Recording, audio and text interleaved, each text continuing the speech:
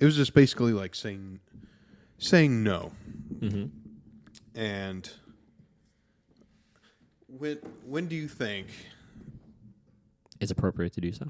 it's appropriate to do so? Yeah, when you're starting up, when you need, when it's hard to say no.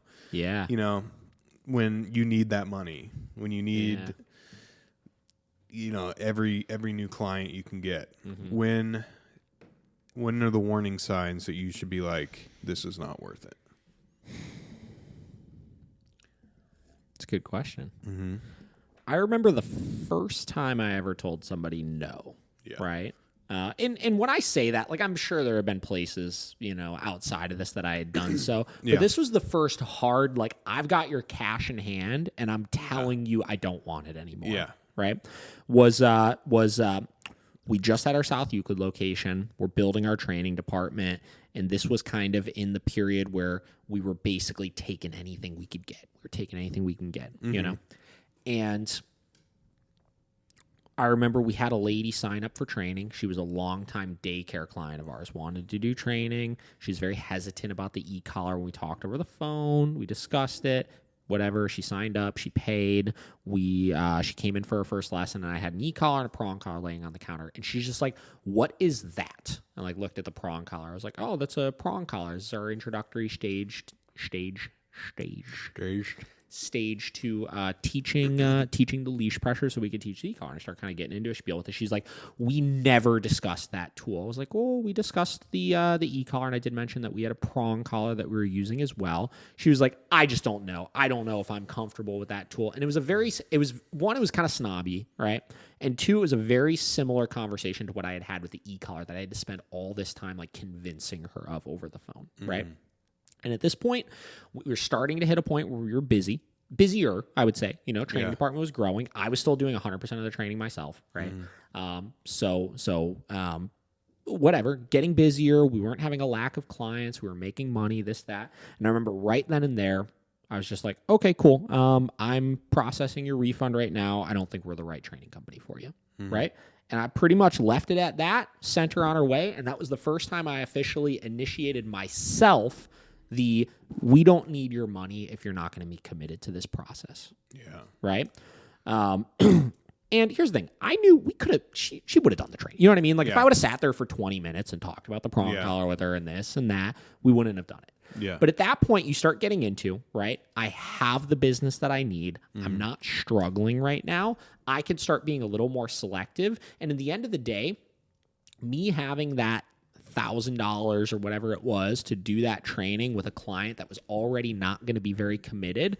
The upside would have been I have $1,000 and I'm able to train this person's dog. The downside is because she was already so kind of snobby and against some of this kind of stuff, I ran the risk of her having a quote unquote bad experience and then going out and tarnishing our name.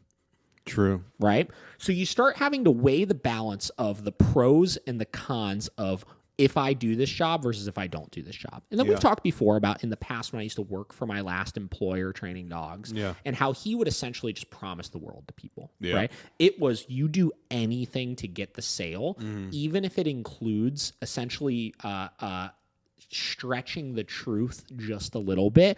Or I won't even say lying. I'll just say over-promising to the point where there's no way you could deliver as much as you've promised, right? The key is you have to some extent, weed out some of your clients, right? You have to find the ones that are going to be committed and be the good clients and stuff like that.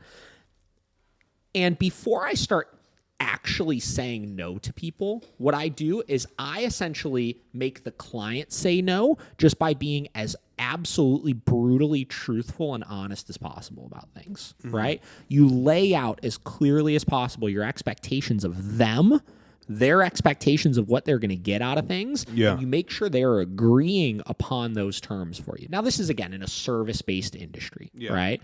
Where we're providing a service to the client, and we need to make sure that they know exactly what they're getting out of it. Because here's the thing. A lot of the people that aren't committed, they are not going to sign up for things if you make things that black and white for them.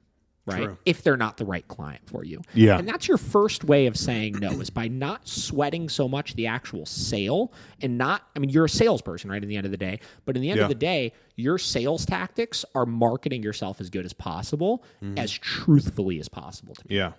Right? Yeah. So maybe even through that, you learned that you needed to refine how you displayed everything. Yeah. Yeah, exactly. Displaying things better to people as far as, from there, we discussed those training tools even more in detail. And that was before we were going really heavy with media and stuff, obviously. Yeah. But now we're even more black and white about all that kind of stuff with people, right? Yeah. So that's our way of weeding people out in itself. Yeah. And then from there, you start getting good at, like, is this going to be worth my time? There's somebody else recently I did the same thing with, right? Person signed up for a board and train with their dog. He was signed up for, I believe, like September or something for the dog, and locked everything in. Payment was made. I probably had 3 individual, like 30-minute conversations with this guy, right? This guy called the facility probably 10 times, and he still wasn't even supposed to start until September, right? Just asking all of these questions and this and that. And listen, I'm all for giving you the information that you need, but they were all nothing questions, and they were all things we had discussed already, and they were all just basically him like, you need to, it was kind of the like, you need to convince me that the money that I gave you is going to get its use right now, right?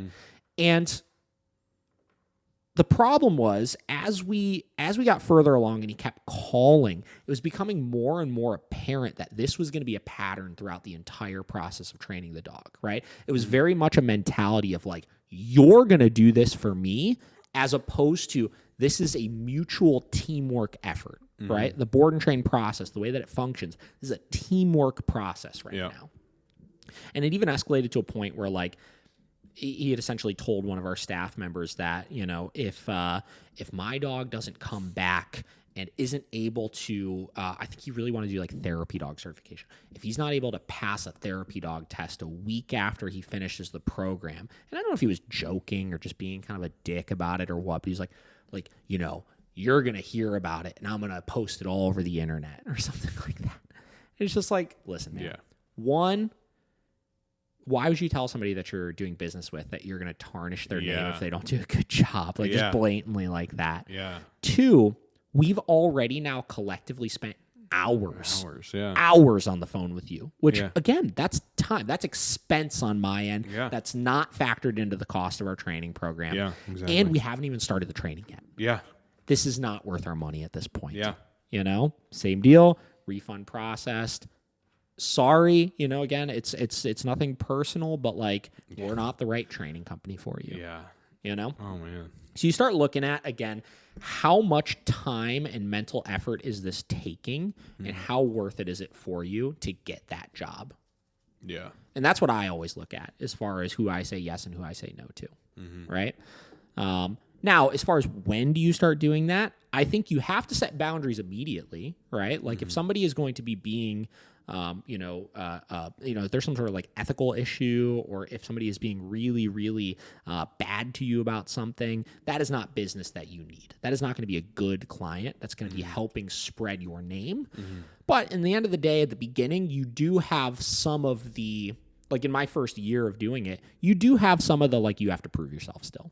Yeah. Right? When people first started coming to me, I had to accept the fact that people didn't know who I was yet. Even though I knew what I was doing, those people didn't know that I knew what I was doing, and I was charging them a premium, right? Yeah. Which meant that I had to expect, to some extent, some of those questions and some of that questioning, and especially in my case, young guy, I was 23, 24 when 8 years ago. I was like 19 or 20 when I first started training dogs. Yeah. Like, young, tattooed looking, like, loser kid, that these people were paying me a lot of money to help them. Yeah. Right. I had to go into it with an open mind and not take a lot of that kind of stuff too personally, too fast. Only when I started getting bigger, only when I started establishing a name for myself, only when we started developing a good reputation did I then start really nitpicking. Yeah. So I think that's the balance you have to find with that kind of stuff. Yeah, I think that's a good thing, because when you're first starting out, you feel hungry and you're like, I need to take every single thing that I can get, no matter the cost. Which I think is good. You know, I think you have to do it still. Yeah. You know? You got to be hungry, but yeah, you have to weigh the risk and reward. And like the latter guy that you just, talked about, that if you're basically threatening me. Like, if I don't do a good enough job, that you're going to try to tarnish my name. Like, it's not worth it. No. You know, like, so what? So now the downside for me refunding and canceling that board and train is I had to refund, $3,300 back, which we had, right? Yeah. Thing number 2, maybe he writes a bad review that I canceled his board and train on him. Yeah. Right? Yeah. But he can't say anything about my training, what I did. Exactly. It's just, listen, I decided that we didn't want to work with him. Yeah. Right? If somebody looks at a review like that and says, wow, David's a dick, that's fine. Right? Yeah. The downside to me doing the training was now this project that is typically a very straightforward process now takes double the amount of man hours because of how much he's calling and requiring from us on the phone and stuff. Yeah. Then he goes home and he's not pleased with the training. And then he makes a review on our training saying that we did all of these things that maybe we didn't do or we did a bad job or this or that. That's a much more impactful thing. And that is more valuable to us than that $3,300. Yeah, You exactly. And the thing about dog training is that it's so reliant on the person after they get the dog. Sure. It's 100%. People ask all the time. We got somebody that's doing phone calls and stuff at the facility, like a new employee that's moving into that position. Yeah. And one of the questions she asked me the other day was, well, what do I say when people ask about a guarantee? And I was like, well, we can't offer one. I was like, because there's too many variables. One, we're dealing with living, breathing animals. Yeah. Right? Which that is enough of a variable in itself. 2, we're dealing with living, breathing owners. Yeah. Who the success of our training program is 100% contingent on them actually doing it once the dog goes home. Right? Yep. And then, 3, with all of that, our only guarantee we could provide is the dog will know how to do the things with us. And when we send the dog home, as long as you guys are committed to the process and we can tell that you're putting in the work, and that's up to our discretion, right? We will be there to continue helping you throughout the way if you have issues with things, So we do our part, but we can't beg you to do your part. Exactly. And that's why it's like more difficult than mine. I just take photos and give them, and then all they have to do is post it. Yep. Yours is all dependent on the secondhand person. Yeah, sure.